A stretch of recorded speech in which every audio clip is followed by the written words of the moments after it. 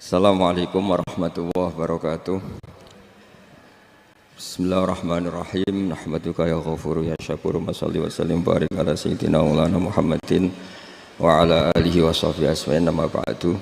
Pernah ada orang hartanya itu habis karena ngobati ibunya. Terus datang ke saya, dia sumpek karena hartanya habis ngobati ibunya. Terus dia bilang, Gus, saya ini sekarang sudah miskin karena ibu saya sakit dan harta saya habis untuk ngobati ibu saya.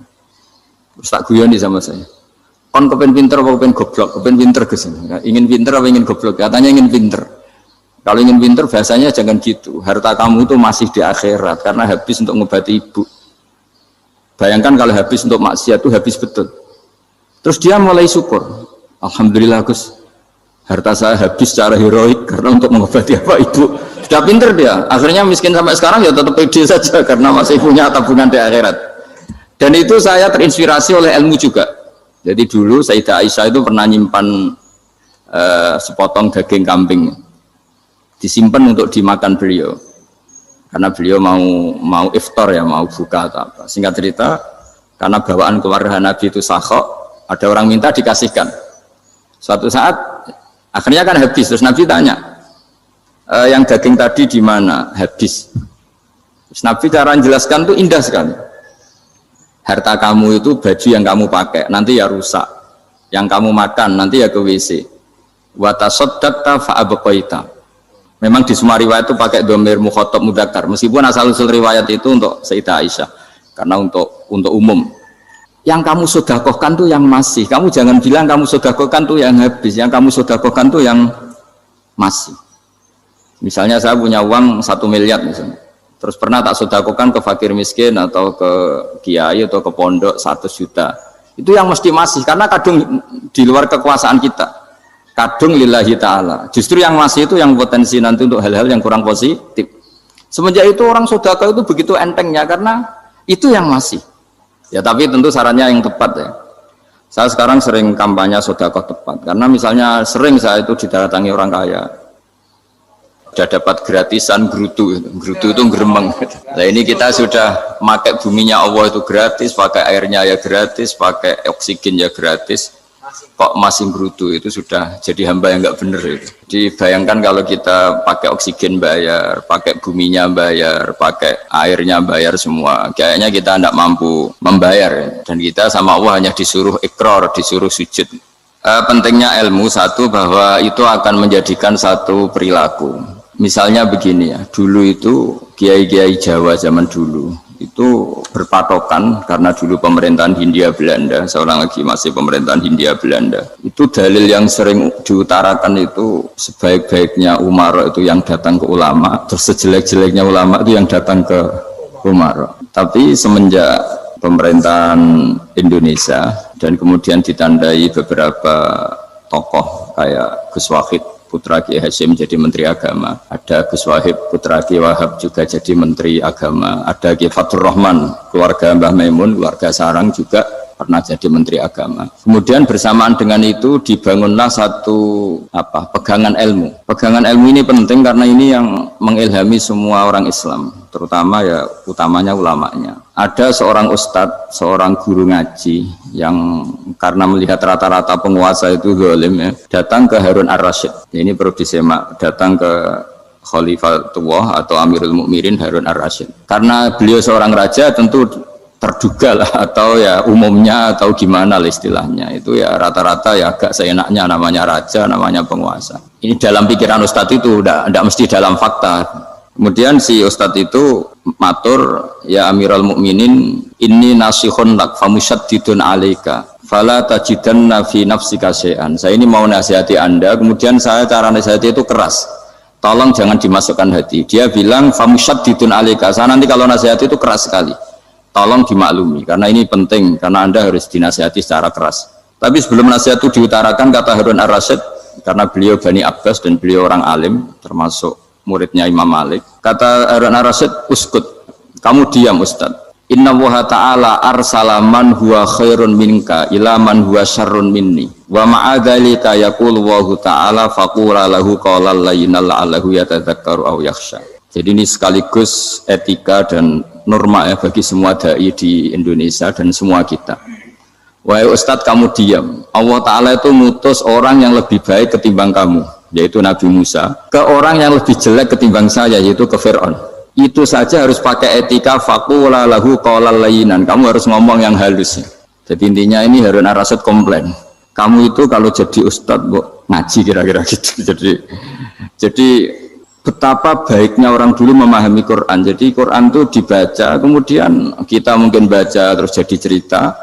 Mungkin ada yang baca jadi perilaku, ada yang baca kemudian itu mengilhami, membentuk. Nah kira-kira itulah yang membentuk kiai-kiai alim di NU, di beberapa pesantren maupun orang-orang alim di luar NU. Asal apa ya, ngajinya dan bacanya seperti kita, pasti seperti itu. Karena cara berpikir tadi sudah. Jadi akhirnya si Ustadz tadi keluar dan minta maaf, anta a'lamu minni. Ternyata engkau lebih alim ketimbang saya. Jadi kalimat famusyaddidun alika, saya akan keras cara memberi nasihat, itu yang diket, yang dipotong, yang dibatalkan atau yang diralat oleh Khalifatul Harun ar-Rasyid. Yaitu dikatakan inna wa ta'ala arsala man huwa khairun minka ila man huwa syarrun minni. Yaitu Allah mengutus orang yang lebih baik ketimbang kamu, yaitu Nabi Musa, ke orang yang lebih jelek ketimbang saya, yaitu Fir'aun. Itu pun harus faqula lahu qawlan layyinan. Cara berdakwah harus dengan kata-kata yang halus, yang lembut, yang indah. Dan dengan kata-kata itu diharapkan la'allahu yatadzakkaru aw yakhsha. Semoga yang didakwai menjadi ingat. Sehingga dengan kemampuan ilmiah seperti ini menjadi pegangan bersama bahwa kita sebagai dai atau sebagai tetangga atau sebagai sama-sama warga Indonesia, bawaan kita memang harus faqula lahu qawlan layyinan la'allahu yatadzakkaru aw yakhsha. Kemudian dalam disiplin ilmu yang lain, halus itu tidak kuat. Angin itu ya halus, tapi kalau di manage itu jadi kekuatan yang dahsyat. Begitu juga air dan sebagainya. Sehingga tidak perlu khawatir terus kalau dakwah halus itu tidak punya efek yang signifikan. Tidak juga. Allah Ta'ala itu pengelola angin. Angin itu kekuatannya dahsyat, sehingga Nabi Sulaiman dikasih kekuatan angin dan bisa terbang kemana-mana. Kemudian sekarang jadi teknologi yang banyak memanfaatkan angin, mulai rem, mulai apa saja. Sehingga dari cerita saya ini kemudian terus kiai-kiai itu membentuk dakwah termasuk di ekonomi dengan cara yang rileks. Nah cara rileks itu satu tentu dimulai dengan ilmu. Misalnya begini, saya beri contoh. Ketika ada orang melafadzkan kalimat la ilaha illallah, tiada Tuhan selain Allah. Kemudian kalimat ini mungkin kalau orang NU baca itu rutin ya, karena kiainya kelamaan ya yang ikut sambil tidur. Ya. Kalau tahlil itu disebut kiai tertentu itu mesti yang belakang, wah suwi itu kalau kiai itu lama itu. Nah kiainya juga karena jadi lakon ya kan lebih semangat karena pegang mic, biasanya gitu di NU itu. Kalau khotib mesti semangat karena yang pegang mic, yang dengerin mesti ngantuk karena monoton gitu. Karena yang mendengerin sudah tahu pasti nyuruh baik meninggalkan yang jelek, jadi ilmunya sudah disimpulkan dulu. Setiap yang tidur di masjid mesti tak tanya kenapa tidur, ilmunya tidak ada perkembangan, Gus, nyuruh yang baik meninggalkan yang jelek. Tapi kalau ilmunya agak ada perubahan kan dengar semua pasti nyuruh yang jelek meninggalkan yang baik, karena watak manusia itu agak-agak suka fitnah, itu suka geger. Tapi kalau monoton itu mesti enggak itu. Tapi yang menjadi pegangan kita, saya ulang lagi, itu ilmu dulu. Saya ulang lagi itu ilmu dulu. Saya berkali-kali menyontohkan, kalau ada orang kafir, orang yang tidak bersyahadat 70 tahun, kemudian dia bersyahadat sekali saja di akhir hayatnya. Itu kata Allah, qulil ladzina kafaru iyantahu yughfar lahum ma qad salaf. Katakan ke mereka yang kafir, jika dia mau bersyahadat, itu masa lalunya diampuni semua. Sehingga kedahsyatan kalimat ini luar biasa. Orang yang kafir 70 tahun saja, barokahnya la ilaha illallah ini, dosanya bisa diampuni semua. Nah kemudian karena ilmu ini tidak begitu populer atau kurang dipopulerkan, atau kita sendiri kurang menghayati, sehingga la ilaha illallah itu lebih dianalisis cara lafadz ini, pelafatannya ada sanadnya ndak ya gitu. Terus cara melafatkan bareng-bareng seperti itu ada tumpengan ini bid'ah enggak ya. Jadi pertanyaannya sudah tidak tentang keramatnya atau sakralnya atau fadilahnya la ilaha illallah, tapi sudah macam-macam wiridan cara seperti ini, ada hadisnya enggak, legal enggak, terus ada sanadnya enggak. Jadi saya mohon semohon-mohonnya untuk teman-teman yang di Al-Iman itu harus ngaji ya. Ngaji itu nanti kamu tahu cara mandang sebuah ibadah atau perilaku atau apa sajalah tahu. Karena al-ilmu yurisul ahwal, ilmu itu bisa mengilhami cara pandang. Dulu yaitu saya ulang lagi, ketika zaman Hindia Belanda, karena pemerintahnya Hindia Belanda itu ulama-ulama keras sekali, sejelek-jeleknya ulama itu yang datang ke Umarok. Tapi setelah era Mbah Hashim, era sampai Mbah Maimun, itu mereka peduli sama Umaro, semuanya sama-sama warga Indonesia yang ingin melihat Indonesia yang lebih baik. Sehingga banyak, ya kakak saya sendiri pernah wakil bupati, terus putra Mbah Maimun wakil gubernur, ini teman saya Ki Hafid ya bupati. Semenjak itu terus, dan itu nggak lepas dari cara pandang. Yaitu cara pandang diantaranya adalah cerita tentang Nabi Musa yang Allah tetap peduli sama Fir'aun, sehingga tetap didakwai Nabi siapa? Musa. Dan posisi Musa datang bukan memanggil. Ya, cuma sampai sekarang tuh belum pernah ke kantor bupatinya Pak Hafid, karena kadang-kadang orang terus curiga mengajukan proposal, jadi agak repot. Ketemu bupati itu sialnya kiai kan mesti pikirannya orang bupati ini nyangoni, kiai ini disangoni itu. Itu terus kayak kita fakir miskin itu. Jadi makanya saya itu belum pernah datang. Tapi alhamdulillah karena beliau berambisi menjadi wa khairul umara mayatuna babal ulama.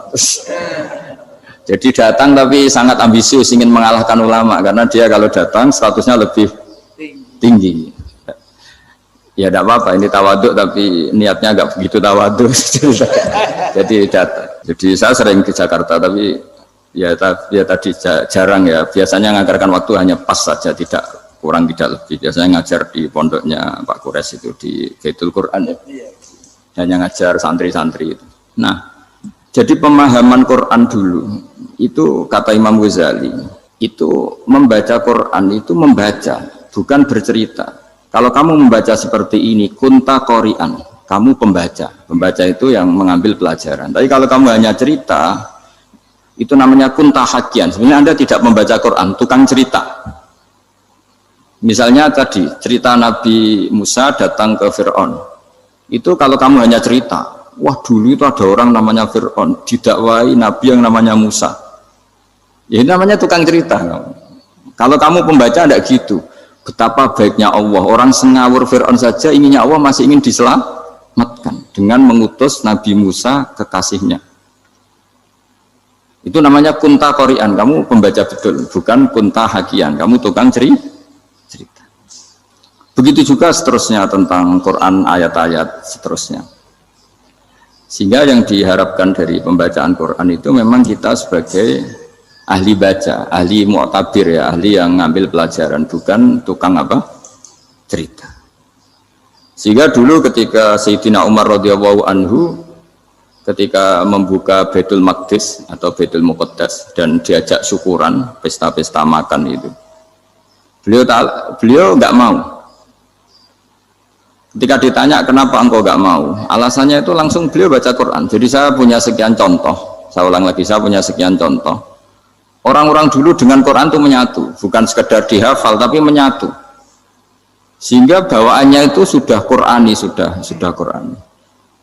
Saya beri contoh pertama Rasulullah SAW, nanti Umar kedua. Rasulullah itu pernah nggak makan sampai 3 hari. Terus ditanya oleh sahabat, lalu kekuatan engkau bisa hidup apa? Terus menghentikan al-aswadani, maksudnya itu tamar dan air, hanya makan kurma dan air. Tapi beliau tidak ketemu roti atau nggak ketemu nasi lah kalau orang Indonesia. Ketika hari ketiga dikasih makan oleh sahabat, dipotongkan kambing, kemudian baru makan 3 lukmah, kira-kira ya 3 asupan nasi, berhenti. Padahal sahabat yang lapar sama dengan Rasulullah itu membayangkan Nabi itu sampai kenyang, sampai apa. Tapi ketika ditanya, seperti ini pun nanti ada hisabnya. Walatus alunna yauma idzin anin naim. Jadi acara makan-makan gini itu nanti ada hisabnya. Nabi nangis. Akhirnya sahabat nggak jadi nerusin makan. Jadi ketakutan orang dulu sama ketika Sayyidina Umar dijak pesta ketika memenangkan Baitul Maqdis itu. Inna wa ta'ala ayyara qauman. Allah itu mengkritik sebuah komunitas kaum karena apa? Adhabtum thayyibatikum fi hayatikumud dunya wastamta'tum biha. Kamu adalah orang-orang yang jatah nikmat kamu sudah kamu habiskan di dunia. Adhabtum itu kalian habiskan jatah kenikmatan kamu di dunia.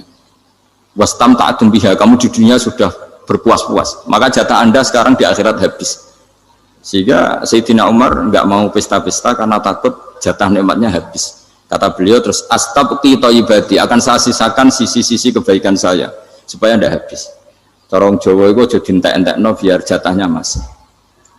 Sehingga di dunia kiai itu ya meskipun saya akrab bupati, akrab mungkin wakil gubernur, saya itu ya jarang ketemu. Karena kalau orang Jawa bawaannya ketemu ya makan-makan, guyon-guyon. Nak keterusan ras mlebu swarga. Makanya saya pastikan Pak Yusuf Mansur kesini tidak akan saya jamin, biar aja, biar jatahnya masih. Jadi ini bukan karena saya biar jatahnya masih. Ya, jadi itu ilmunya kiai. Nah, efek dari ilmu ini dahsyat. Kalau Anda berpikir tentang nasib Anda di akhirat, nanti bawaannya juga tidak akan mudah menyalahkan orang lain, tidak akan menghakimi orang lain karena sibuk dengan dirinya sendiri, tapi tidak dengan makna egois, tapi makna orang baik itu siapa? Orang yang sibuk dengan aib pada dirinya, dengan kekurangan pada dirinya, saking sibuknya mikir aibnya sendiri, tidak sempat mengoreksi aibnya orang lain. Itu awal ilmu. Ilmu itu tidak dimulai dari larangan. Kalau larangan karuan, tidak termasuk ahli surga orang yang suka mengadu domba, tidak termasuk orang baik yang cari kesalahan orang lain. Itu namanya pelarangan. Tapi ilmu itu di atas nahi, di atas pelarangan itu. Kamu punya kesadaran bahwa kamu itu yang penting selamat dulu, jangan memikirkan orang lain. Dengan makna bukan egois, tapi dengan makna supaya tidak menyalahkan apa? Orang lain. Nah, saya termasuk ya boleh dikatakan kiai lah, yang paling fanatik bahwa semuanya itu harus dimulai dari ilmu. Ya saya ulang lagi, dimulai dari ilmu. Nah, dari sini kemudian saya berharap Indonesia menjadi damai, menjadi baik. Itu bukan karena kita baik-baik banget, ya tidak mungkin kita ada nabi, tapi karena sudah sibuk dengan memikirkan kesalahan diri sendiri. Sehingga misalnya kita baca Quran, Rabbana dzalamna anfusana, lalu kita langsung ingat betapa hubungan kita dengan Allah itu harus ikrar dulu, merasa zalim dulu, merasa salah dulu. Nah, kalau semua orang merasa salah di depan Allah itu mesti bawaannya agak mudah menyalahkan orang lain, karena kita bilang Rabbana dzalamna anfusana. Nah, itulah ilmu-ilmu yang mungkin banyak pembaca Quran tapi hanya baca, atau kalau baca ini tok disebut al-haqi, ahli cerita. Yang dibutuhkan tuh al-qari, pembaca kemudian mu'tabir, kemudian mau beriktibar, seperti yang dilakukan tadi Harun Ar-Rasyid tadi. Inna wa ta'ala arsala man huwa khairun minka ila man huwa syarrun minni wa ma'adzalika yaqulu wa ta'ala faqula lahu qaulal layyin. Ini kamu tidak usah memaksakan musyaddid keras sama saya, karena Allah Ta'ala telah mengutus orang lebih baik ketimbang kamu, yaitu Nabi Musa, ke orang yang lebih jelek ketimbang saya, yaitu Fir'aun. Itu saja harus beretika, faqula lahu qaulal layyinan la'allahu yatadzakkaru aw yakhsha. Dan alhamdulillah bawaan kita sebagai orang timur atau orang Jawa itu kalau mau ngandani orang itu halus sekali. Di antara bentuk kehalusan kata-kata diceritakan di ayat lain ketika Nabi Musa ketemu Fir'aun. Dawuhnya begini, fakul apa itu yang di juz 30 yang juz di juz 30 ini yang bagian dari, kan tadi hanya fakul lahu qaulal layyinan. Lahu qaulal layyinan itu bentuknya apa? Ya, bentuknya apa? Itu Nabi Musa disuruh ngendikan sama Fir'aun. Apakah kamu mau saya nasihati? Fakul halaka ila antazakka. Halaka itu pilihan, hal itu istifham, laka itu otoritatif. Jadi betapa santonya kalimat itu, fakul halaka ila antazakka. Jadi kalau dimaknani model Pak Hafid, model saya ngaji di sarang itu, halaka onoto iku kedue siro, berhak bagi kamu, berhak bagi Anda, apakah Anda berhak loh mendapat nasihat supaya Anda jadi orang yang lebih baik. Halaka ila antazakka. Jadi tidak kalimat perintah, tapi kalimat pilihan. Apa engkau mau saya beri nasihat? Wahdiyaka ila rabbika fatakhsha. Dan saya beritahu kamu tentang Tuhan dan kemudian kamu menjadi orang yang baik, fatakhsha, orang yang punya khasyah, punya. Jadi kayak apa kalimatnya itu? Napa jenengan kerso? Itu kalau orang Jogja, orang-orang daerah-daerah yang berada nyugui tamu itu kan ayo makan-makan, itu kan kayak tamunya itu kelaparan. Masa Pak Yusuf Mansur kelaparan? Tidak mungkin kan. Masa Ustadz terkenal kelaparan kan tidak mungkin itu. Monggo napa jenengan ngersakno. Karena bisa saja tamunya itu tidak kerso, mungkin karena darah tinggi, mungkin karena takut dianggap fakir miskin, macam-macam kan orang enggak. Itu kalimatnya itu halaka ila anta zakka. Kayak apa indahnya dakwah. Halaka ila anta zakka. Itu ada kata laka itu ya terserah jenengan mau enggak. Wa ahdiyaka ila rabbika fatakhsha. Nah, itu yang disebut membaca. Kunta qori'an la hakian. Anda benar-benar membaca Quran, bukan sekadar penceri. Nah, kemudian ini yang terakhir saya juga baru sebenarnya saya itu nggak pernah bilang sanggup itu, tapi Pak Ustadz Zakaria itu GR terus. Sampai tadi pagi itu saya belum tahu kalau ada acara ini. Ya karena saya kiai, jadi kalau kiai itu kan ingatnya sama Allah aja. Kalau sama manusia itu rontok-rontok lali gitu. Itu bukan memaksa, ya memang lupa. Sejauh mana sih pentingnya manusia kan tidak penting cara ilmu tasawuf itu.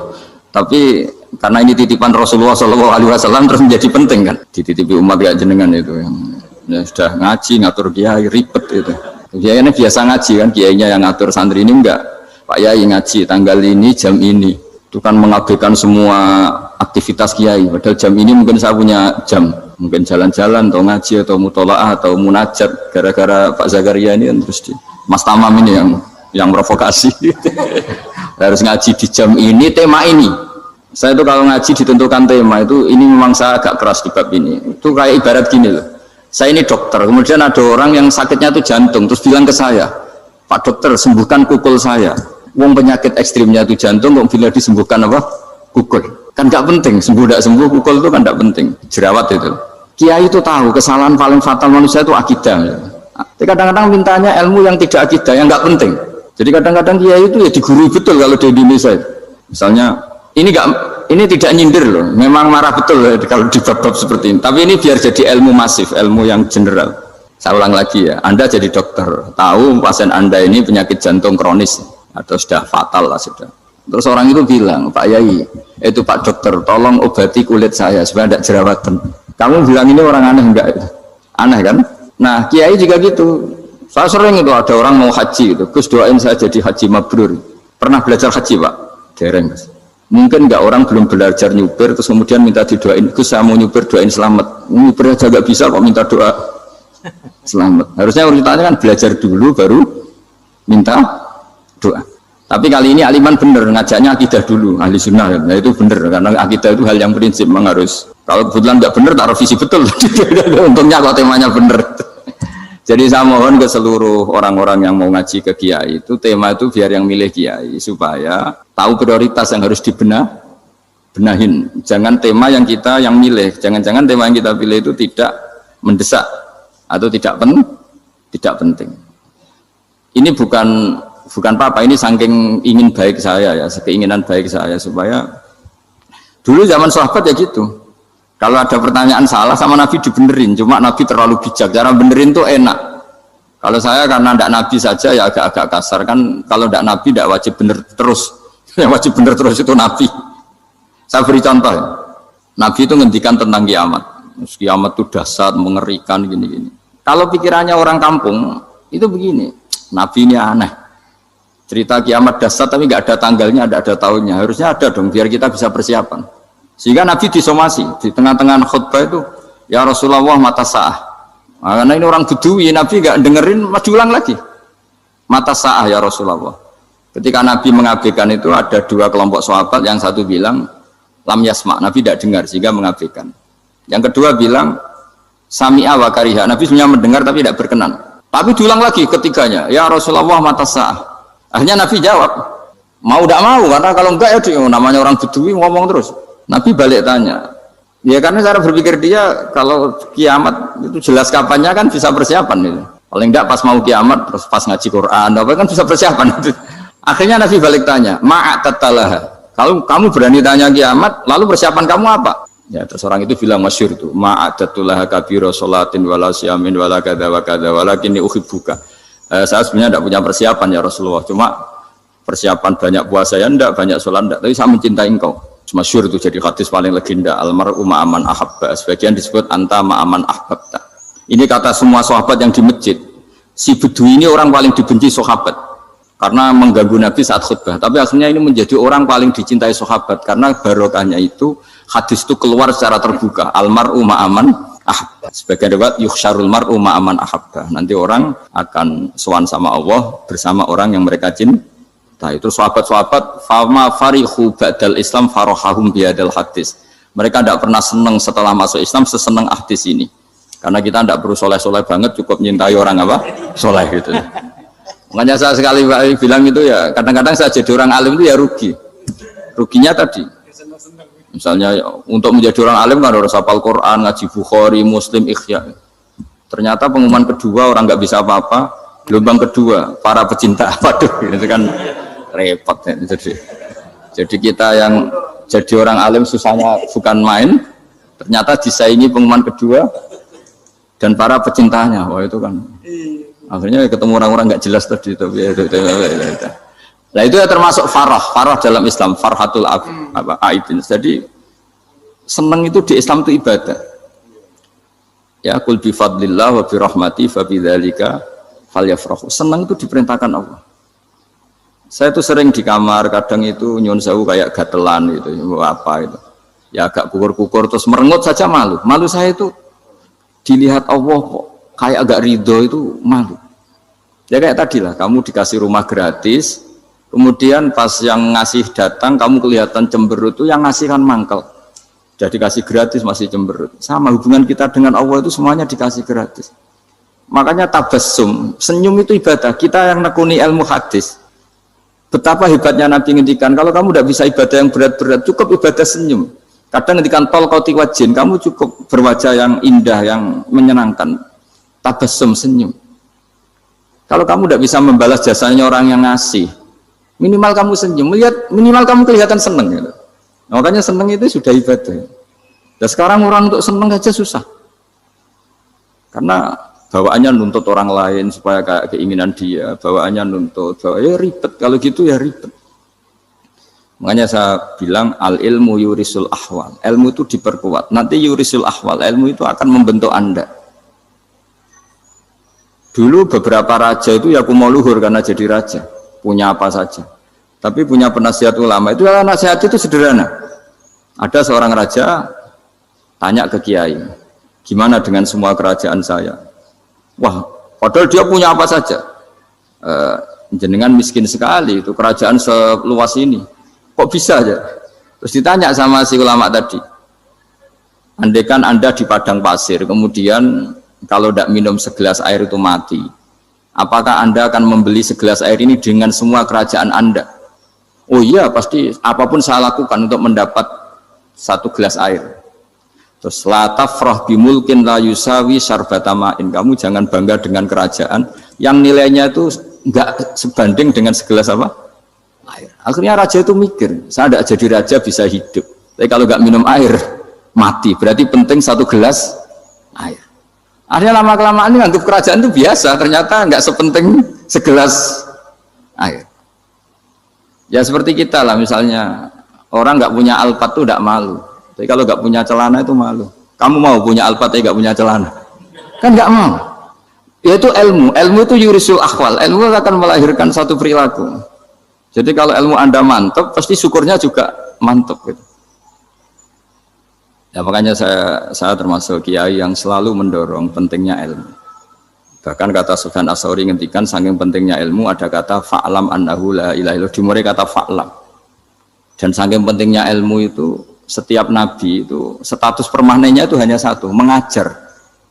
Rabbana wab'ats fihim rasulam minhum yatlu 'alaihim ayatik, membacakan ayat-ayat Allah sampai wa yu'allimuhumul kitab, mengajarkan kitab wal hikmah. Bahkan Allah sendiri wasofa dzatahul 'aliyah bi annahu al-muallim. Yaitu Allah ngendikan Ar-Rahmanu 'allamal Qur'an. Jadi betapa hebatnya pengajar. Allah sendiri mensifati dirinya itu Ar-Rahmanu 'allamal Qur'an. Allah itu Maha Rahman yang mengajarkan Quran. Di surat Iqra juga disebutkan Iqra wa rabbukal akram alladzi 'allama bil qalam. Jadi Allah mensifati dirinya sebagai pengajar. Kayak apa pentingnya mengajar? Karena al-ilmu yurisul ahwal. Ilmu ini melahirkan satu sikap. Pernah ada orang hartanya itu habis karena ngobati ibunya. Terus datang ke saya, dia sumpek karena hartanya habis ngobati ibunya. Terus dia bilang, Gus, saya ini sekarang sudah miskin karena ibu saya sakit dan harta saya habis untuk ngobati ibu saya. Terus tak guyoni sama saya, kon kepen pinter apa kepen goblok? Kepen pinter Gus. Ingin pinter apa ingin goblok? Katanya ingin pinter. Kalau ingin pinter bahasanya jangan gitu. Harta kamu itu masih di akhirat karena habis untuk ngobati ibu. Bayangkan kalau habis untuk maksiat itu habis betul. Terus dia mulai syukur. Alhamdulillah Gus, harta saya habis secara heroik karena untuk mengobati apa ibu. Sudah pinter dia. Akhirnya miskin sampai sekarang ya tetap pede saja karena masih punya tabungan di akhirat. Dan itu saya terinspirasi oleh ilmu juga. Jadi dulu Sayyidah Aisyah itu pernah nyimpan sepotong daging kambing, disimpan untuk dimakan beliau. Karena beliau mau iftar ya, mau buka atau apa. Singkat cerita, karena bawaan keluarga Nabi itu sakhok, ada orang minta dikasihkan. Suatu saat akhirnya kan habis, terus Nabi tanya, yang daging tadi di mana? Habis. Terus Nabi cara menjelaskan itu indah sekali. Harta kamu itu baju yang kamu pakai nanti ya rusak, yang kamu makan nanti ya ke WC. Wa tasaddaqta fa abqaita. Memang di semua riwayat itu pakai dhamir mukhatab mudzakkar, meskipun asal usul riwayat itu untuk Sayyidah Aisyah karena untuk umum. Yang kamu sedekahkan tuh yang masih. Kamu jangan bilang kamu sedekahkan tuh yang habis. Yang kamu sedekahkan tuh yang masih. Misalnya saya punya uang 1 miliar misalnya. Terus pernah tak sedekahkan ke fakir miskin atau ke kiai atau ke pondok 100 juta. Itu yang mesti masih karena kadung di luar kekuasaan kita. Kadung lillahi ta'ala. Justru yang masih itu yang potensi nanti untuk hal-hal yang kurang positif. Semenjak itu orang sedekah itu begitu entengnya karena itu yang masih. Ya tapi tentu sarannya yang tepat ya. Saya sekarang sering kampanye sedekah tepat karena misalnya sering saya itu didatangi orang kaya. Gus, saya ini punya uang banyak, ingin punya masjid biar dipakai orang Jumatan. Terus saya bilang, kamu ingin jadi orang baik betul apa baik versi Anda? Baik betul Gus. Tak ajarin mau, gak tersinggung, mau Gus. Kalau Anda bikin masjid di kampung Anda, masjid terbaik di dunia sekalipun, yang bingung saya ahli fikih. Kok bisa? Kan terjadi 2 Jumatan, nanti sahnya yang mana? Kamu enak aja bikin masjid, kan? Kamu bikin masalah baru bagi kiai fikih di daerah kamu. Belum nanti orang terus migrasi ke masjid Anda karena lebih baik, koriknya lebih baik. Kamu membunuh masjid yang lebih tua, itu nggak sopan sekali, masjid itu sudah lebih tua kamu. Akhirnya mikir, nggak usah Gus kalau gitu, sudah apa saja, yang penting perintah dengan gimana. Ya sudah. Jadi sedekah itu juga harus dibina supaya kalau orang kan bisa saja kan uang 100 juta itu untuk fakir miskin manfaat, ternyata untuk masjid yang sifatnya aksesoris, untuk lampu yang kristal yang mahal-mahal bukan yang pokok. Itu pentingnya ngaji ya. Jadi lagi-lagi al-ilmu yurisul ahwal. Ilmu itu melahirkan satu sikap. Jadi ketika ada masjid baru, kalau orang nggak bisa ngaji fikih, wow ada masjid baru, masjid banyak. Tapi kalau yang ngaji fikih ngerti ini malah ada masalah baru karena ada ta'addud Jumatan, gimana hukumnya 2 Jumatan dalam kondisi yang tidak mendesak. Makanya sekarang saya baru kampanye itu. Dulu itu kalau ada masjid banyak itu kan faktornya beda ormas, beda pemahaman atau agak jauh, masih hukum sosial atau bawaan kondisi. Misalnya di dekat UGM itu ada masjid kampung pertama, bawaan masjid karena ada kantor besar atau bawaan ada pabrik besar atau ada sekolahan besar. Tapi sekarang itu ada pertanyaan baru, ada masjid baru karena ada orang kaya ingin bikin masjid, itu gimana itu hukum? Nah, tapi kalau orang tidak nekuni fikih itu ya langsung wah bagus untuk bangun masjid. Bagus piye gini sing kangelan memfikihkan tadi. Nah itu ilmu. Jadi kalau yang tidak nekuni fikih itu ya tidak tersiksa, tapi yang nekuni fikih itu pasti tersiksa karena seperti itu tadi. Ya jadi saya mohon di antara cara kita dakwah secara damai itu dimulai dari Robbana Zolamna Anfusana, itu dipakai Nabi, di redaksinya digenti Digenti dengan makna supaya kita per individu matur Allah, apa ini zulam tu nafsi zulman kabiron katsiran. Nah, bawaannya orang mengaku zalim, mengaku salah itu kan sudah tidak sempat mikir salahnya orang apa lain. Dan dari sini kemudian dia jadi orang yang tawadhu, yang ubudiyah, yang macam-macam. Sehingga Nabi ini bukan dianggap ya, pasti penjelas terbaik. Terus Allah meredaksikan wa ma tuqaddimu li anfusikum min khairin tajiduhu indallah. Apa saja kebaikan yang kamu sudah berikan untuk Allah sampai akhirat itu ya pasti kamu temukan di akhirat. Terus yang terakhir saya beri contoh orang peminta-minta sa'il. Itu Sayyid Ali Zainal Abidin, kalau ada orang minta-minta terus dikasih, misalnya dikasih ya 100.000 atau 50.000 atau 10.000 sesuai kemampuan yang memberi, itu marhaban biman hamala zadi ilal akhirah. Saya terima kasih ya, gara-gara kamu minta uang saya jelas sudah sampai akhirat. Coba kalau di rumah bisa saja untuk hal yang tidak positif. Jadi bawaannya itu cara pandang itu rubah. Jadi sebenarnya kalau kita ngasih uang di masjid, ngasih kiai atau ngasih fakir miskin, ya uang itu yang masih, bukan yang habis. Itu watasodak kata fa'abqaita, yang kamu berikan itu hakikatnya yang masih. Karena sudah ada kamu otak-atik lagi, makanya disebut wakaf. Sebenarnya wakaf itu dulu secara makna lughat, saya ulangi secara lughat, maknanya itu sudah berhenti. Wakafun maknanya berhenti. Nah, sedekah itu dari kata sedekah maknanya benar. Orang yang sering sedekah berarti imannya benar. Orang yang uang sudah diberikan berarti dia sudah terputus, wakaf berhenti dari hubungannya dengan dia. Sudah dikasihkan berarti selesai. Sehingga wakaf dan sedekah itu sebenarnya maknanya saling melengkapi. Kemudian orang-orang fikih karena ada disiplin ilmu tertentu, wakaf itu untuk sedekah yang permanen, yang abadi, kemudian sedekah untuk infak. Tapi itu kan hanya istilah-istilah dalam disiplin ilmu. Sebetulnya kalau pakai ilmu yang umum, sedekah ya bisa disebut wakaf, wakaf ya bisa disebut apa? Sedekah. Karena maknanya sedekah itu wakaf. Wakaf itu apa? Qat'u raqabatil malik an hadal mal atau an mali. Hubungan pemilik harta ini terputus dari harta itu. Jadi misalnya saya sudah wakaf tanah ini ke masjid, sudah diterima, buat saya kepikiran gadekan atau menjual sudah tidak bisa, sudah berhenti di situ saja hubungan saya dengan kepemilikan harta itu. Makanya disebut apa? Wakaf. Dan kalau saya wakaf berarti menunjukkan kebenaran iman saya karena sudah menafkahkan sebagian harta untuk Allah Ta'ala. Disebut sodik, sodak. Makanya bahasa Arab itu gampang ya, kalau sodalqoh, sodaqoh. Orang kalau bayar mahar disebut sodak karena menunjukkan cintanya. Teman yang setia disebut sodik karena ya benar dalam berteman. Abu Bakar disebut as-siddiq karena sangat membenarkan kanjeng Nabi, dan seterusnya dan seterusnya. Jadi begini ya, kalau dalam fikih Islam, misalnya ini ada di beberapa literatur fikih, di semua fikih, baik mazhab Syafi'i, Hanafi, Hambali, di semua kitab fikih.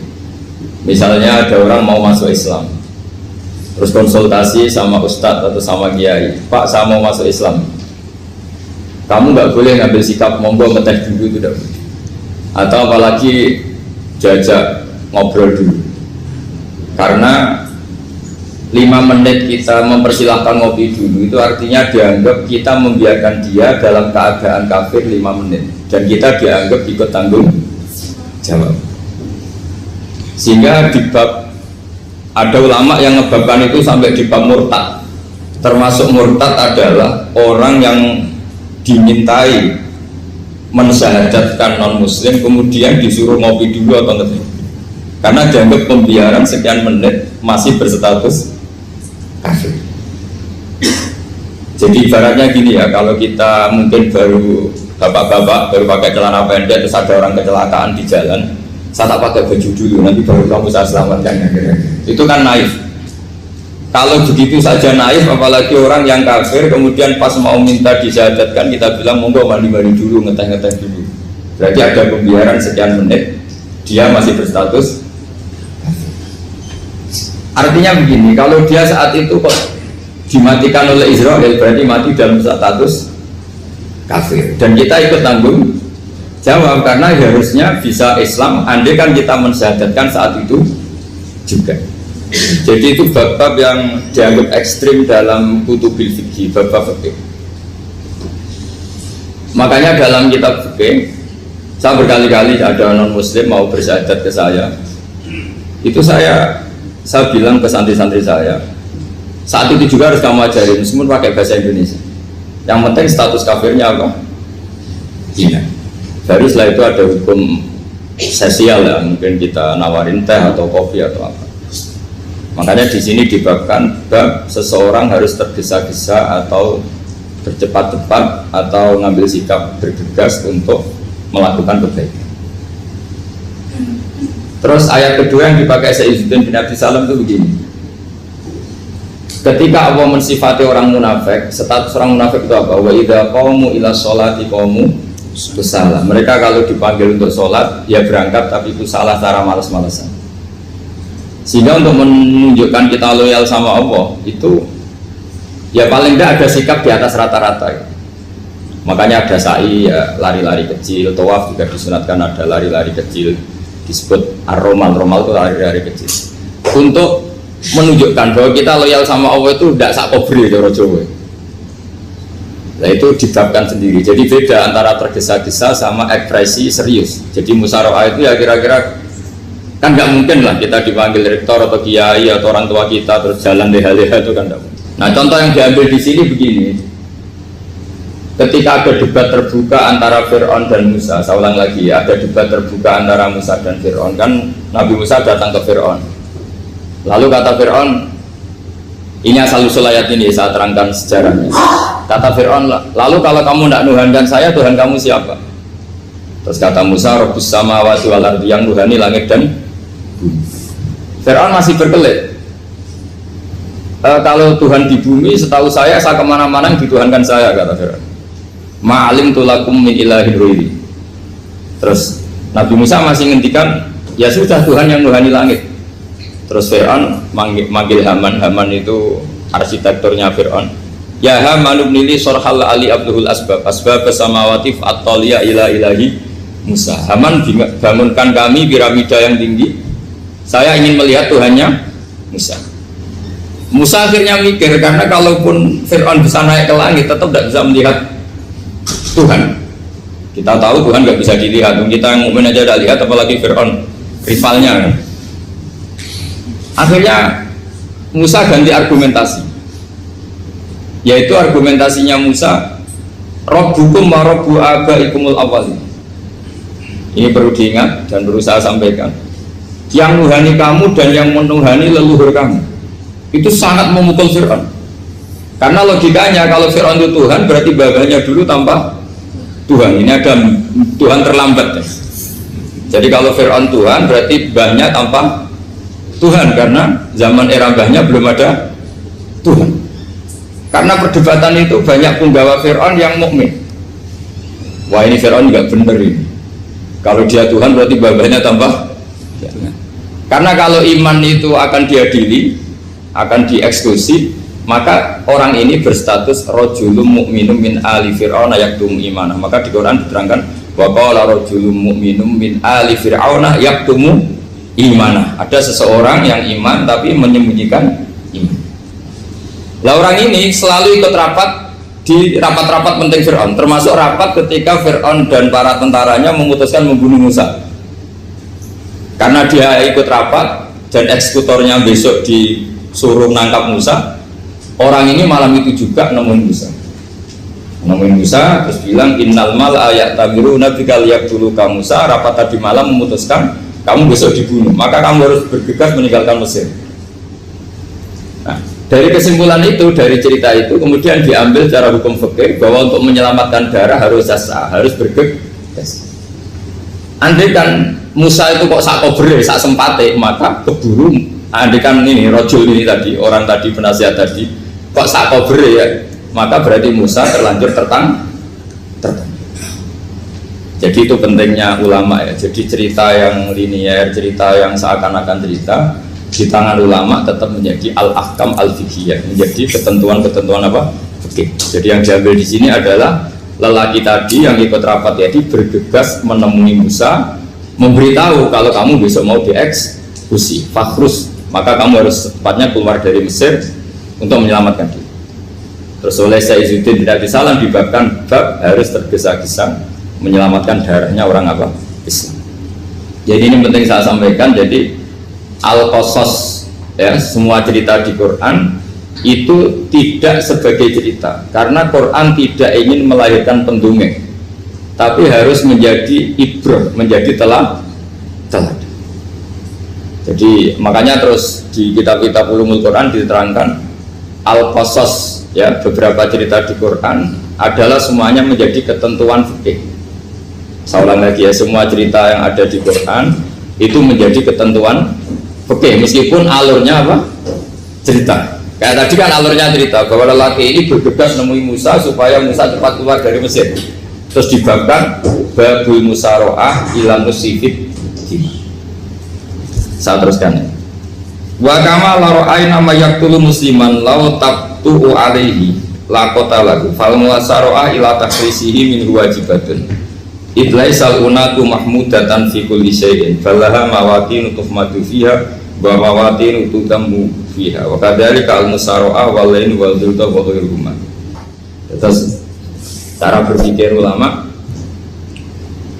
saya pernah baca dalam satu sejarah ulama besar namanya Sufyan Ats-Tsauri. Sufyan Ats-Tsauri itu menjadi wali itu gara-gara kalau sholat di masjid itu beliau datang sebelum adzan. Saya ulang lagi, beliau datang sebelum adzan. Ditanya, kenapa kalau kamu datang sebelum adzan? Saya ini gak ingin jadi hamba yang buruk. Hamba yang buruk atau pembantu yang buruk adalah setempe nunggu dipanggil. Misalnya kita tahu majikan kita pasti manggil jam 7, kemudian jam 7 itu Anda masih ngopi, masih tata-tata, itu kan tidak menghormati majikan. Harusnya kamu setempe di jam yang saat itu pasti majikan Anda memanggil. Kata beliau, saya tidak ingin seperti pembantu yang buruk, datang nunggu apa? Dipanggil. Jadi itu ada beberapa spirit, ya, atau inspirasi dari aturan-aturan mahabbah. Sebab itu ketika Allah kritik orang munafik, wa idza qamu ila sholati qamu kusala, ketika dipanggil sholat mereka datang bermalas-malasan. Karena tidak ada cintanya sama Allah, maka datang berlambat-lambat. Nah, berarti kalau ekspresi cinta mengharuskan kita datang bercepat. Makanya dalam istilah lain di Quran ini termasuk balaghatul Quran. Di juz 25 itu istilah menuju Allah itu fafirru ilallah. Kita tahu firar itu maknanya lari apa jalan biasa? Lari. Jadi untuk mengekspresikan mahabbah kita, kangen kita pada Allah, cara bahasa Arab isak kita, berontok kita sama Allah, tidak diistilahkan jalan tapi fafirru ilallah, harus bergegas berjalan. Begitu seterusnya. Maka kalau ada orang Islam, terus ini konsekuensi hukum, ada non muslim minta, Pak Bah, saya tolong ajarkan syahadat. Nggak boleh saya bilang gini, monggo ke dalam dulu. Padahal perjalanan ke rumah saya misalnya setengah jam, nggak boleh. Saat itu meskipun sambil berdiri-diri harus kita tauhidkan. Kamu yakinnya Allah itu satu, Tuhan Allah, harus. Karena kalau ada perjalanan ke rumah 5 menit terus dia kecelakaan, belum syahadat, statusnya mati apa? Kafir. Dan kita ikut terlibat karena sebetulnya bisa mengislamkan saat itu juga. Analoginya kayak tadi loh. Orang kecelakaan di jalan karena kita pakai celana pendek, contoh Suriah ya, saya tak pakai baju dulu. Habis itu dilides truk. Itu kan kita ikut salah karena kita yang punya kesempatan. Tentu yang disalahkan yang punya kesempatan. Karena merubah status dari potensi kelides truk menjadi sama sekali gak potensi kelides truk dengan kita inggirkan, meskipun kita dalam keadaan tidak ideal. Sama. Orang kafir yang mau masuk Islam itu umumnya kiai-kiai kan kadang sebagian disuruh mandi dulu, itu salah sebenarnya. Itu salah sekali. Sangat salah. Apalagi nunggu seremonial di masjid, nunggal tokoh-tokoh, itu bujutnya salah. Itu gak cuma salah, bujutnya salah. Jadi salah yang akut. Itu salah besar. Kalau seremonial monggo, tapi kalau mengislamkannya harus saat itu. Apalagi ya seremonial seminggu lagi nunggu tokoh terkenal, nunggu di syuting dulu, wah itu perilaku show, itu bukan mengislamkan itu. Makanya kita kadang itu, kita yang sebagai peneliti fikih itu kadang itu enggak serg gitu. Masa mau Islam nunggu di masjid dulu, di syuting dan tokoh-tokoh, itu salah. Itu sama dia kamu lihat orang kecelakaan mau menyelamatkan, ini ada wartawan enggak ya? Minta di syuting dulu, sedang mati. Jadi kita normal saja dalam Islam, sesuatu yang mendesak, yang emergensi ya perlakuannya harus cepat. Sehingga dibabkan faslun fil musaroah ila nusifid fitima. Jadi ada beberapa contoh di Quran memang aturannya seperti itu. Makanya semua redaksi Quran tentang menuju Allah diredakseno fafirru ilallah. Makanya di tawaf ada ekspresi romal, jalan agak cepat. Di sa'i juga ada momen-momen kita harus romal, berjalan cepat. Di beberapa aturan juga seperti itu. Ya saya ulang lagi, di beberapa aturan Islam juga seperti itu. Nah sekarang efek di hukum haji. Saya banyak baca literatur haji. Haji dalam aturan Islam itu wujuban tarofian, wajib yang tidak langsung mendesak. Kemudian semenjak ada fakta kita harus nunggu, daftar tunggu, itu kita sebagai ahli fikih itu gamang. Misalnya gini, saya umur 20 punya uang, sekarang berapa daftar? 25 juta ya. Saya umur 20 punya uang 25 juta. Saya jomblo misalnya, ya butuh nikah, ya butuh macam-macam. Itu wajib daftar haji apa enggak? Karena kalaupun daftar nunggu 20 tahun. Nah sekarang kalau ada orang umur 50 tahun punya uang 25 juta, menurut Anda wajib daftar saat itu apa enggak? Wong daftar saja bisa game gitu. Jadi kalau misalnya umur 50 ditambah 25 kan 75. Itu kalau orang sumpah sudah tetap mati itu. Maka itu menjadi pertanyaan, apakah fikih ini kita rubah? Karena dulu kan orang itu longgar semua. Karena haji zaman Nabi pun tidak langsung dilakukan saat pertama diwajibkannya haji. Jadi Nabi punya sisi unik. Pertama ada tahun diwajibkannya haji, Nabi tidak langsung haji. Sebab itu ulama berkesimpulan kalau wajibnya haji tidak langsung. Maka fikih itu memang unik. Sholat juga gitu. Ada istilah begini dalam sholat, watajibu sholat ala kulli muslimin wujuban muwassa'an. Di semua kitab fikih takbirnya seperti itu redaksinya. Wajib sholat dilakukan orang Islam wujuban muwassa'an, wajib yang ada longgarnya. Sehingga ketika zuhur jam 12 WIB kita dengar azan, boleh sholat setengah 1, jam 1, setengah 2, jam 2. Karena memang wujuban muwassa'an, memang ada batas akhir waktu misalnya sampai setengah 3. Nah problemnya begini, misalnya setengah 1 Anda pasti dipanggil majikan kamu yang diharuskan melakukan satu aktivitas, misalnya Anda pilot, yang nggak mungkin sholat lagi di kokpit. Apakah status wujuban muwassa'an, wajib yang longgar menjadi hilang karena setelah itu tidak ada kesempatan lagi sholat? Apa tetap kita sebagai ahli Islam yang agak balelo tapi alim, misalnya ya sudah tetap jadi pilot, nanti kan ada aturannya sendiri, ada rukhsahnya sendiri, ada kemurahan sendiri kita sudah jadi pilot. Misalnya sholat tanpa harus menghadap kiblat, sholat yang tetap di perjalanan. Kira-kira Anda kalau jadi ahli fikih milih mana? Milih harus sholat di depan apa tetap memberi kelonggaran? Gak apa-apa sholat sambil apa? Nyuper ya, sambil pilotin apa pesawat. Anda milih mana? Karena kalau konstitusi ilmu itu memang harus ada, dengan tanda kutip ya, memang harus ada nakalnya. Kalau nggak nakal malah gak sah. Memang unik ilmu itu. Karena ilmu itu kalau dipaksakan lurus terus, itu nanti malah bengkok karena menghilangkan rukhsahnya Allah, kemurahan Allah. Tapi kalau dipaksakan rukhsah terus, murah terus, nanti dianggap menyepelekan hukumnya Allah. Maka kita yang ahli fikih itu pusing. Misalnya saya sering ditanya, Gus saya ini supir bis, kan musafir terus, berarti saya boleh nggak puasa terus panjang Ramadan? Coba kalau ada jadi ahli fikih mesti bingung. Mau boleh, ya boleh terus supaya orang nggak peduli sama Ramadan. Mau mengatakan wajib puasa, kayak nggak peduli dengan kemurahan Allah yang membolehkan musafir tidak puasa. Coba loh, Anda jangan jadi ekstremis yang misalnya bantah kok protes toh, ini kan. Jadi memang mengkaji ilmu itu. Ya makanya dengan tanda kutip itu harus ada nakal. Tapi nakal yang baik, bukan nakal. Nakal itu kalau bahasa Jawa itu kan tidak harus dosa. Seperti anak kecil, menek-menek itu, tuh bocah kok nakal. Padahal anak kecil menek itu haram dah. Enggak kan? Malah orang tuanya yang bentak itu yang haram. Yang nakal betul ya ibunya yang bentak cerewet itu, karena ibunya orang yang sudah mukallaf, sudah tua, salah langkah yaitu bentak.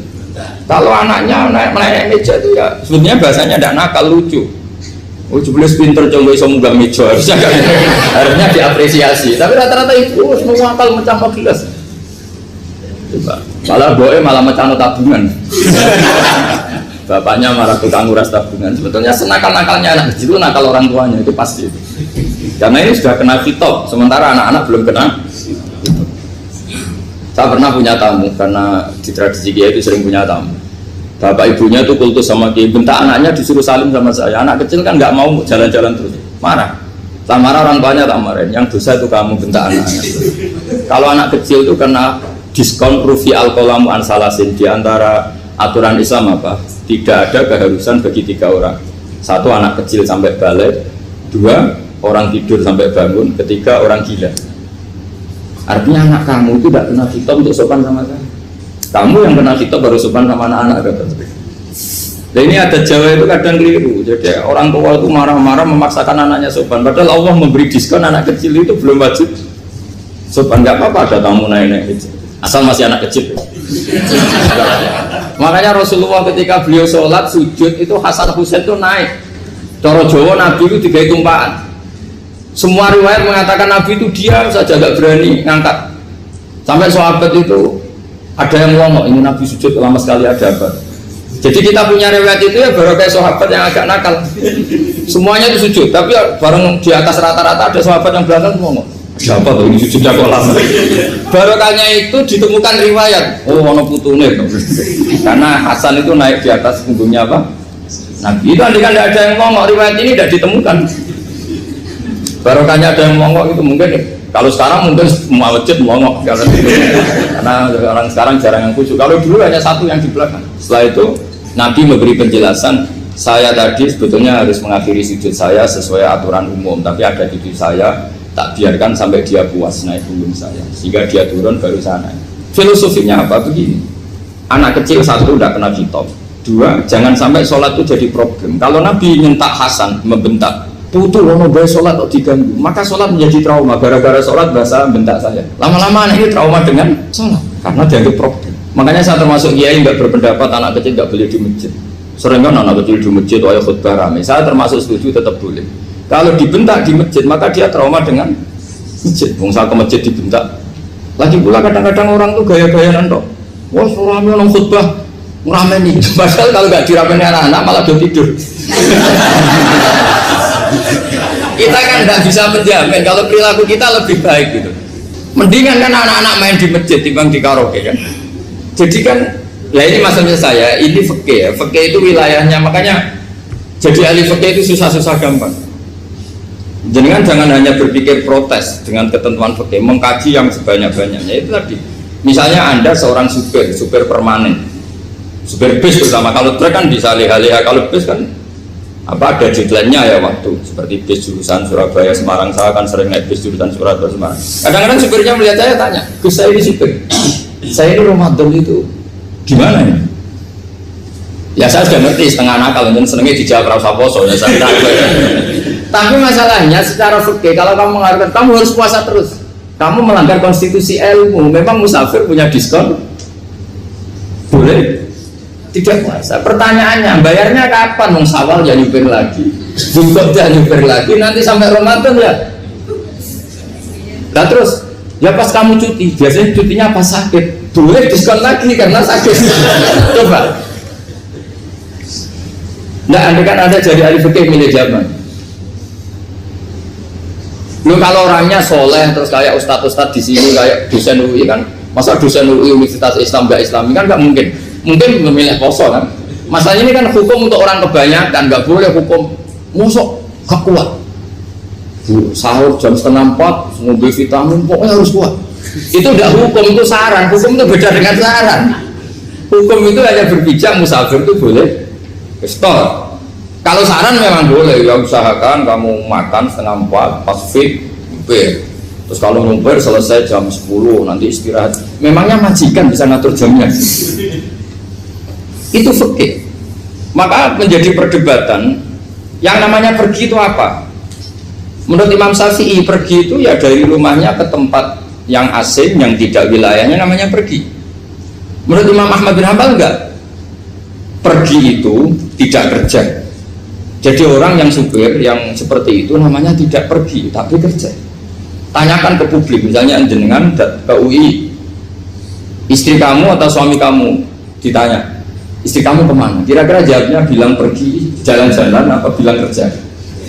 Kerja. Makanya kata Imam Ahmad bin Hanbal, mudi musafar atau orang yang berprofesi, yang profesinya memang harus pergi kayak traveling atau supir, maka itu namanya tidak pergi, namanya itu kerja. Karena apa? Sekali distatuskan pergi, maka ikut status yang dikatakan Allah dan Rasul, dapat diskon, boleh tidak puasa. Maka terus kita debat tentang definisi. Nah, definisi ini penting karena yang menjadikan hukum rubah itu definisi. Misalnya gini, mbak ini ngaji saya, statusnya kalau pakai status saya ajnabi, orang lain bapak ajnabiyah, maka hukumnya saya melihat bapak ini haram karena statusnya ajnabi melihat ajnabiyah yang tidak mahram. Tapi kalau di fikih itu ada statusnya. Antara lelaki boleh muwajahah sama perempuan adalah satu untuk belajar, dua untuk muamalah, tiga untuk kesaksian, empat untuk pengobatan. Itu kan ada pengecualian. Sehingga statusnya sekarang mbak itu belajar, apa ingin melihat Gus Bah atau Gus Bah itu mengajar atau ingin melihat itu statusnya bisa rubah. Makanya kalau sebetulnya kalau kita marung di warung misalnya Padang, kita nggak pilah-pilah, kebetulan pelayannya perempuan itu masih bisa dipilah secara fikih. Saya muamalah marung, cuma kebetulan penjaganya. Tapi masalahnya Pak ini punya daftar penjaga yang cantik, masalah. Maka pertanyaannya itu marung ke situ demi marung, apa demi melihat? Tidak jawab saja. Demi marung apa demi melihat? Kalau demi marung sepakat yang penjaga yang sangar-sangar juga banyak. Akhirnya kalau demi makan, penjaga yang cowok kan banyak.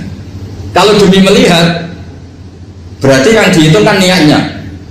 Berarti karena muamalah apa karena melihat? Melihat.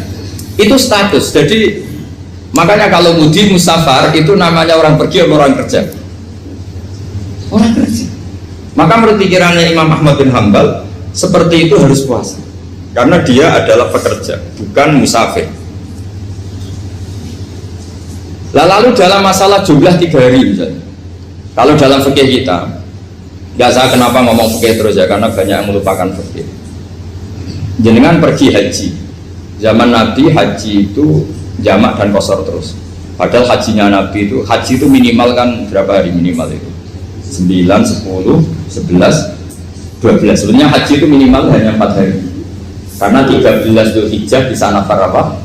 Awal. Kalau nafar awal berarti nggak ada kewajiban nafar sani. Berarti yang wajib betul kan tanggal 9 wukuf di Arafah, terus 10 biasanya ifadah sama balang jumroh apa? Akobah, terus 11, 12 itu kan sudah boleh cabut karena apa? Nafar apa? Awal. Berarti nggak usah nafar apa? Sani. Berarti hanya berapa? 4. Tapi Nabi haji di Mekah Medina itu sampai 40 hari karena perjalanan. Pertanyaannya, ketika Nabi menjamak dan mengqashar itu cara Imam Syafi'i lis safar. Karena Nabi orang Medina datang ke Mekah dengan jarak 460 kilo, maka Nabi boleh jamak dan qashar. Jadi pikiran Imam Syafi'i, jamaknya Nabi itu lis safar karena pergi. Cara pikiran Imam Malik enggak, jawabnya Nabi itu lin nusuk. Nabi menjamak sholat itu karena melakukan ibadah haji. Efeknya adalah orang Mekah kalau haji itu cara Imam Malik meskipun jaraknya dekat boleh apa? Boleh apa? Qashar, boleh jamak qashar. Lalu terus ada pertanyaan fikih lagi. Lalu jamak qashar itu karena pergi apa karena masyaqqah? Karena repot. Coba kalau sampai kira-kira jawab. Misalnya kita orang kaya bawa uang 1 miliar naiknya Alphard, ada supirnya, ada ajudannya, pergi di jarak 100 kilo. Masyarakatnya kan tidak ada sama sekali, apalagi di tol kebetulan nggak macet. Kira-kira boleh jamak nggak? Boleh, terus karena pergi, tapi kan nggak ada repotnya sama sekali. Dibanding misalnya yang ngebis bawa beras 1 pintal gitu, udah gitu suruhan orang lagi kan pusing. Maka fikih ini untuk memberi hukum itu, kalau fikih itu menstatuskan dulu. Ini orang boleh jamak itu karena masyaqqah apa karena safar. Lalu kalau setelah karena safar itu karena jaraknya apa tingkat masyaqqahnya. Kalau karena jaraknya ya tidak juga gini maksudnya. Mungkin Anda tidak pernah terpikir begini. Kalau saya mau ke Jakarta, kemudian sampai Purworejo itu sudah waktu zuhur, saya boleh nggak zuhur di situ sama saya? Boleh kan? Padahal perjalanan saya belum capek. Artinya nunggu boleh jamak itu setelah kita menempuh jarak itu apa menuju, sedang menuju dan niat. Sedang menuju dan niat. Misalnya saya mau ke Jakarta, saya orang Sleman mau ke Jakarta, itu sampai mana itu Magelang itu sudah boleh jamak kan? Boleh kan? Boleh karena saya mau ke. Nah pertanyaan secara fikih mungkin ada tidak terlintas. Ternyata ditelepon sama istrinya nggak jadi pergi. Padahal sholatnya kadung di jamak duhur dan asar. Apakah setelah di rumah sholat lagi? Teman nggak pernah mikir gitu. Jadi orang fikih itu sudah pusing, makanya jangan diprotes terus. Kita ini sudah pusing. Ya orang itu enak aja protes terus. Nggak perlu didengar nanti wajib sholat lagi enggak? Dia bolehnya jamak kan berdasar berstatus musafir. Ternyata setelah Magelang ditelepon istrinya nggak jadi. Dia kadang sholat duhur dan asar. Setelah pulang masih jam 1.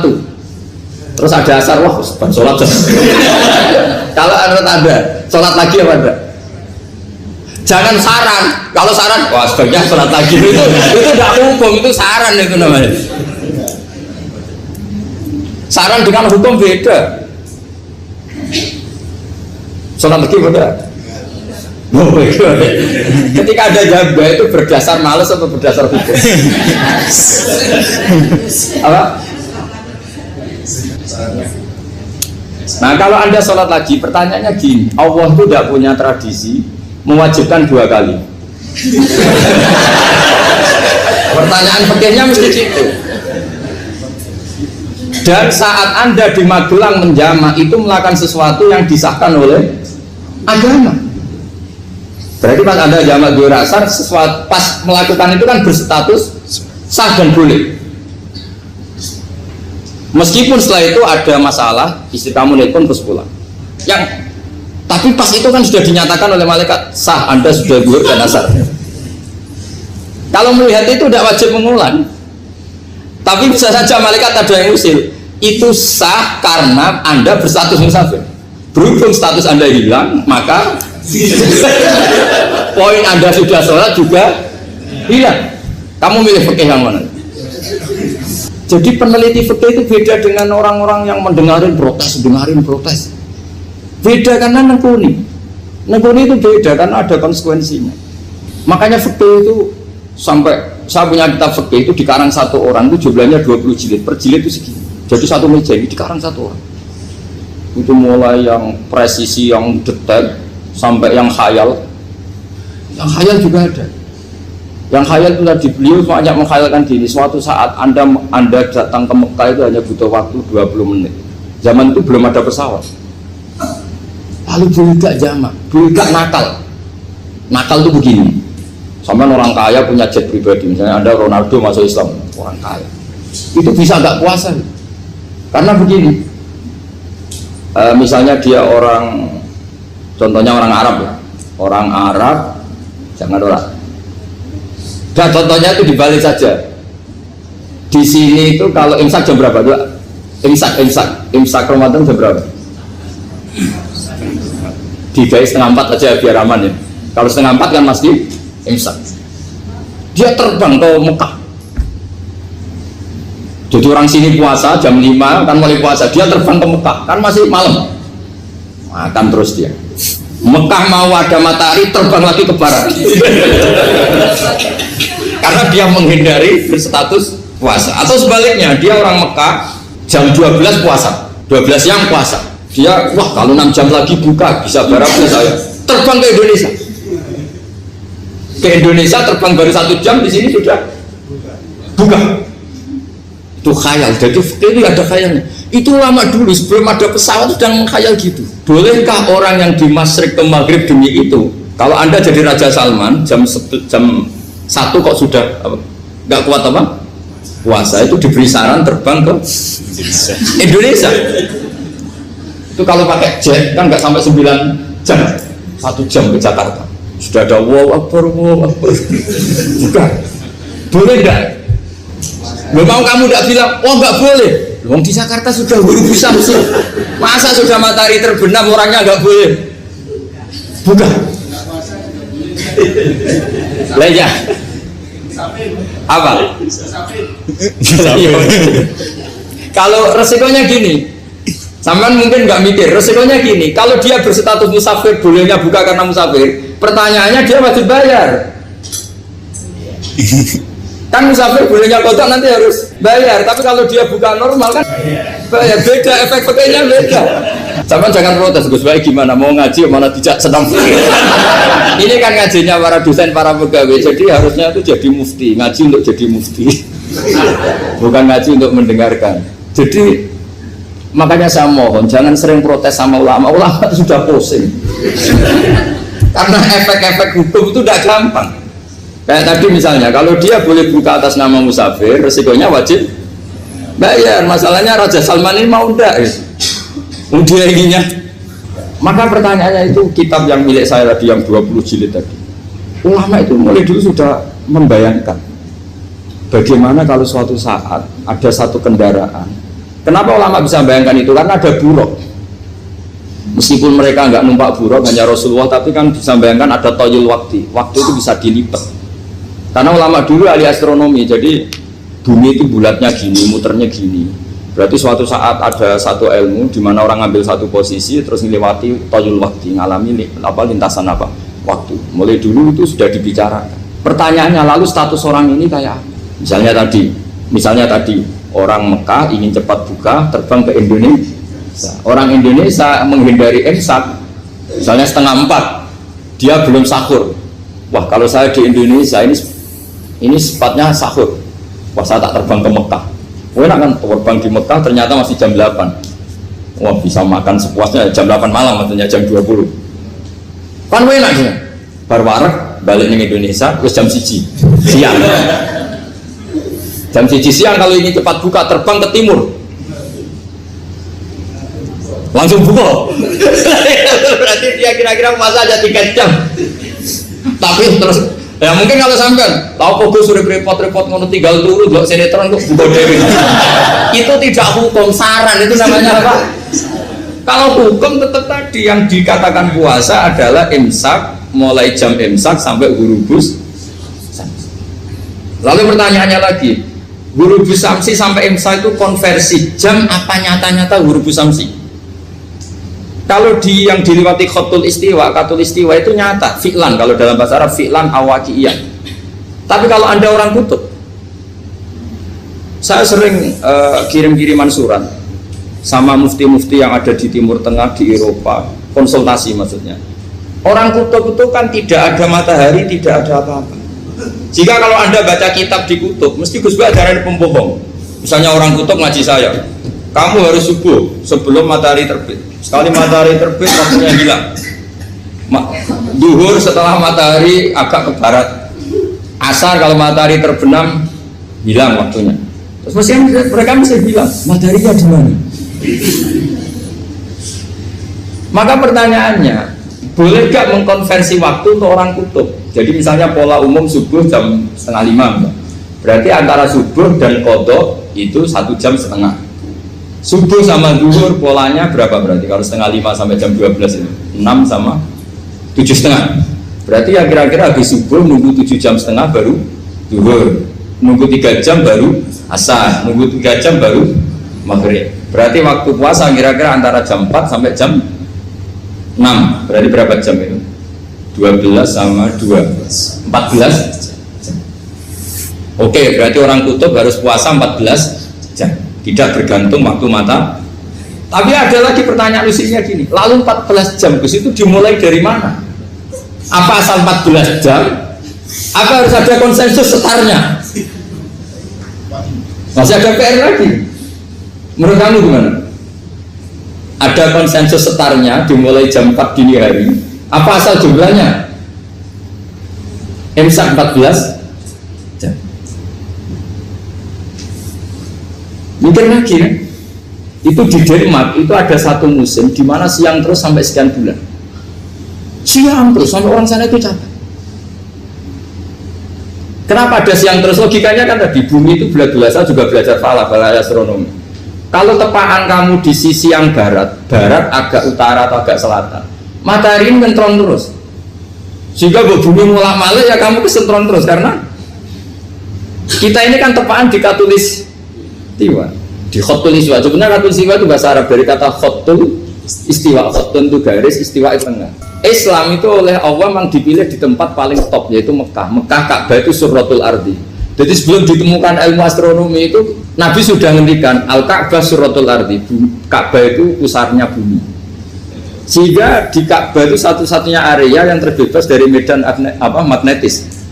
Karena dari utara dan selatan benar-benar di tengah. Maka potensi jam paling akurat di dunia itu hanya jam yang di Mekah itu.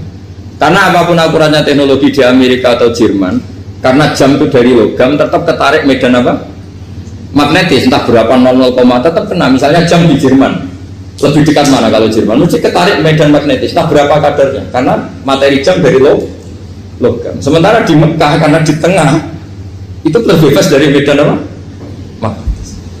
Nah, sehingga yang segaris dengan Mekah kayak Indonesia itu semuanya khotul istiwa. Nah kalau khotul istiwa normal itu artinya ya 12 siang secara umum ya 12. Sehingga ulama Indonesia kalau ngaji itu lebih gampang, lebih tidak dianggap bohong.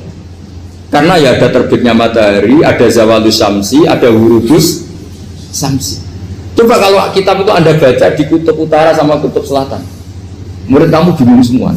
Ini gimana Ustadz, tidak ada matahari kok semuanya diukur pakai matahari. Lalu pertanyaannya dikonversi kan? Pertanyaannya kalau dikonversi pakai apa? Asal 14 jam, apa harus sepakat dimulai jam berapa? Milih mana?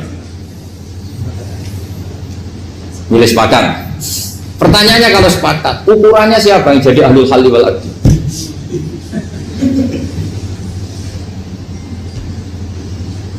Jadi orang fikih itu sudah bingung, makanya saya mohon jangan sering diprotes. Saya pernah ketemu ulama, saya kan sering ikut komunitas di New York, itu andekan dibur, itu pas persis Ka'bah. Jadi buminya itu kalau dibur itu pas persis Ka'bah. Lalu pertanyaannya, ada kiblat tidak di sana? Ya bumi kan gini ya, kalau dalam bahasa falak itu ada rubuk namanya. Rubuk itu bumi yang sewaktu itu hanya yang seperempat. Ya bumi yang sewaktu itu hanya seperempat. Jadi kita sekarang siang, berarti yang baru siang hanya seperempat bumi. Nanti yang malam ya hanya seperempat bumi. Ya, misalnya sekarang kita di sini siang, di Arab Saudi kan belum, ini masih setengah 6. Ini sekarang di Arab Saudi baru setengah 6. Lah itu ada daerah di mana dengan Ka'bah itu pas atas sama bawah. Harusnya kan bebas arah. Apa? Bebas arah. Lalu orang sana sholatnya itu menghadap kemana? Pernah ulama New York itu minta fatwa ke Rabitatul Alam al-Islami. Lalu kita harus menghadap kemana? Makanya dalam dunia anekdot ulama itu ada anekdot Abu Nawas, orang yang nggak pernah kalah debat. Dia itu terkenal nggak pernah kalah debat. Tapi dia ada ilmuwan. Dia punya tetangga ilmuwan, punya pengaruh besar. Semua orang ngaji ke ilmuwan itu. Mantelnya bukan main, karena dia ahli falak, ahli astronomi. Mau nandingi dia tidak bisa, gak nandingi itu reputasinya jago. Orang itu berteori kalau bumi itu bulat-bulat. Kalau kamu jalan ke sini, maka akan ke titik yang suatu saat si profesor ini kemalingan, terus minta tolong Abu Nawas, rumah saya kemalingan. Terus lari kemana malingnya? Ke timur. Setelah ke timur, larinya ke timur. Abu Nawas lari ke barat. Lari ke barat. Terus ditanya, sudah tak bilangin malingnya lari ke timur, kok kamu lari ke barat? Nanti ketemu di titik yang sama. Sementara itu profesornya mangkel. Oh kamu nyindir tuh.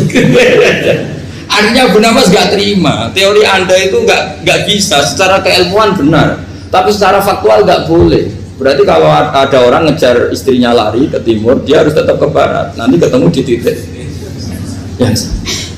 Jadi malingnya tuh lari ke timur, Abu Nawas ngejar ke barat.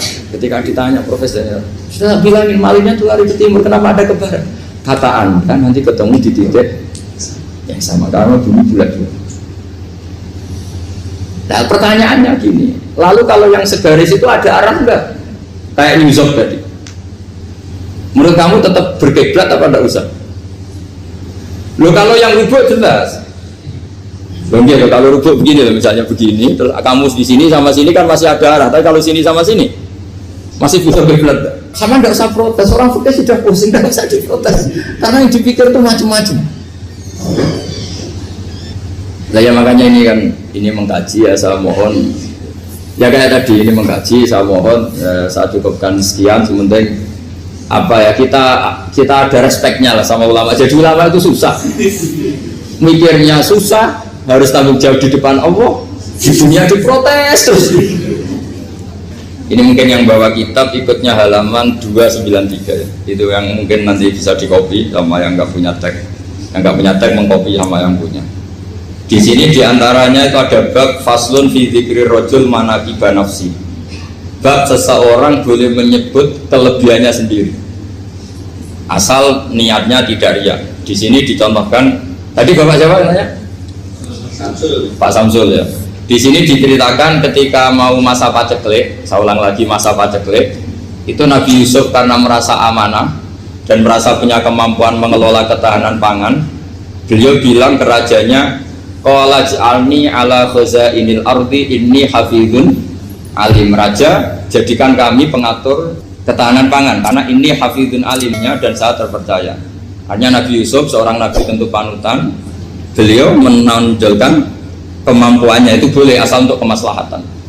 Misalnya ada orang Islam sakit atau kiai sakit, dengan dokter bilang saja saya dokter, biasa yang nangani.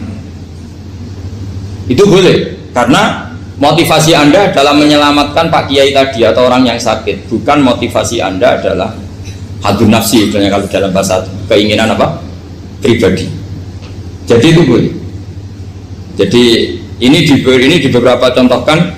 Ya ayuhan nasu ulimna mantiqat thairi wa utina min kulli syai'. Nabi Sulaiman itu bilang gini, wahai para manusia, saya ini bisa bahasa burung apa saja dan saya bisa melakukan apa saja, wa utina min kulli syai'. Nabi Sulaiman ngendikan begitu karena ingin menunjukkan betapa sayangnya Allah ke saya, sampai saking sayangnya Allah saya bisa menguasai bahasa burung, bahasa binatang. Jadi motivasi seorang nabi itu ingin menunjukkan betapa kudrohnya Allah tidak terbatas. Nah buktinya apa ya? Buktinya Sulaiman, sama tak cerita, Nabi Sulaiman tuh kalau ke masjid itu mesti jagungan sama orang miskin. Terus beliau bilang gini, miskin jalisu miskin, ayo podo kerene jagungan. Karena beliau dengan kenabiannya meskipun kaya raya itu tidak merasa punya sama sekali, karena semuanya milik Allah Subhanahu wa Ta'ala. Dan beliau buktikan, beliau kaya raya itu untuk bangun Baitul Maqdis yang semegah itu semuanya pakai asetnya Nabi Sulaiman. Kita bisa memperkerjakan jin dan setan juga untuk bangun Baitul Maqdis, bukan untuk bangun dirinya, rumah dirinya. Ya ini dicontohkan satu Nabi Sulaiman, dua Nabi Yusuf. Terus ketiga contoh yang diambil, setiap nabi ketika pidato kepada umatnya mesti ditutup dengan wa analakum nasihun amin. Saya ini adalah penasehat yang terpercaya. Jadi ajaran saya bukan ingin menyengsarakan kamu, tapi wa analakum nasihun amin. Saya adalah penasehat yang baik. Artinya akan menonjolkan diri. Jadi boleh asal itu untuk kemaslahat. Jadi misalnya UI punya penemuan apa yang keren, yang maslahat orang Islam, diumumkan bahwa ini penemuan UI. Tapi tujuan Anda supaya mengangkat harkat martabat UI. Bukan setelah itu terus kirim surat ke rektor, saya harus tambahan gaji karena saya penemunya. Wah itu sudah gak bisa jadi wali kalau itu sudah. Tapi nanti rektornya yang ya gak tahu diri gitu. Masa penemu sama gak penemu disamakan gitu. Misalnya seperti itu. Jadi di sini ada sekian contoh, mungkin bisa diakses di halaman 293 di bab faslun fi dzikri rajuli manaqiba nafsi. Terus kalau contoh hadis, Nabi sering ngendikan begini, ana sayyidu waladi Adam wa ana awwalu syafi'in, dan saya adalah nabi pertama yang punya hak syafaat. Tapi Nabi ngendikan seperti itu supaya orang punya harapan ketika di mahsyar. Sudah kalau di mahsyar nyari saya karena saya diberi hak syafaat. Jadi asal niatnya untuk maslahat gak apa-apa. Makanya saya sering di mana-mana sering cerita, saya ini menekuni fikih supaya orang kalau belajar fikih jelas ke saya Pak. Kalau saya tidak ngomong, orang keliru guru. Tapi ya harus ada buktinya. Nanti ngomong ahli dok, ada ahlinya ya kacau. Ya jadi boleh ya. Di sini dibabkan faslun fi dzikri rajul manaqiba nafsi. Bab seseorang boleh menunjukkan kemampuannya asal tadi untuk lil maslahah. Sudah Pak Samsul ya? Tadi yang pertanyaan dari siapa itu? Pak Sus Budiar. Pak Sus itu gimana ini kasusnya, itu orangnya sudah Islam toh? Sudah Pak masalah. Terus Anda ke Thailand itu nggak niat menghindar toh, memang saatnya harus ke Thailand? Hanya menyesal. Oh, hanya menyesal, bagus lah, punya penyesalan. Enggak begini ya, kalau orang itu sudah Islam itu kan tidak se-emergensi yang belum Islam, itu hanya ideal. Artinya idealnya seseorang kalau mau meninggal, akhir dari kalimatnya adalah la ilaha illallah. Tapi itu pun ulama dinegur. Ini saya beri cerita sedikit. Kitab Fathul Mu'in itu termasuk kitab yang nggak setuju kalau kalimatnya sepersis la ilaha illallah. Kenapa Pak Sus? Logikanya gini, ini semua ulama gitu ya. Itu ada dua riwayat. Mangkana akhiru kalamihi la ilaha illallah dakhalal jannah. Sebagian riwayat mangkana akhiru kalamihi Allah dakhalal jannah. Nah, ulama itu milih yang Allah. Kenapa milih yang Allah? Karena la ilaha illallah itu resikonya tinggi. Pas la ilaha ateis, tidak ada Tuhan, mati. Maka ulama, tradisinya guru-guru kita, kalau ada orang mau mati yang sudah akut, itu hanya ditalkin Allah, Allah, Allah, karena ini lebih tidak berisiko. Tapi kalau la ilaha illallah pas la ilaha belum illallah, tidak bisa kamu pun. Alhamdulillah sudah ngaji bareng, mendengarkan dari guru tercinta kita Gus Baha. Semoga mendapat barokah ilmu apa yang beliau sampaikan. Pemirsa dimanapun berada, semoga dalam keadaan sehat bahagia, ya kan? Ngaji bareng bersama Istiqomah Ngaji. Jangan lupa like, komen, dan subscribe. Sekian, terima kasih. Assalamualaikum warahmatullahi wabarakatuh.